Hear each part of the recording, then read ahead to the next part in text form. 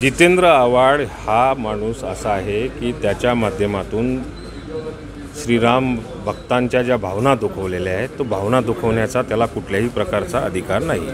माननीय जितेंद्र आव्हाड साहेबांना त्यांना आमची विनंती आहे की कुठल्याही धर्माचे जे देव असतील दानव असतील देव असतील त्यांच्या बाबतीमध्ये भावना दुखवण्याचा त्यांना कुठल्याही प्रकारचा अधिकार नाही। हे त्यांनी केलेलं अत्यंत चुकीचं वक्तव्य आहे।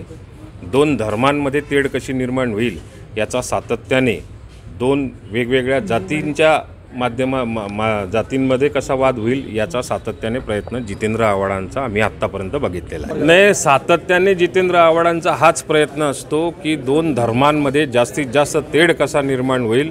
त्यांच्या मतदारसंघामध्ये बहुजन एका धर्माची जास्त बहुसंख्य लोक राहत असल्यामुळे त्या मतांवरती त्यांचा डोळा असल्यामुळे त्यांनी महाराष्ट्राचं किंवा देशाच्या भावना काय दुखवल्या जातील याचा काडी मात्रही विचार केला नाही। एवढ्या मोठ्या उंचीच्या माणसाने अशा प्रकारचं वक्तव्य करणं हे शोभत नाही।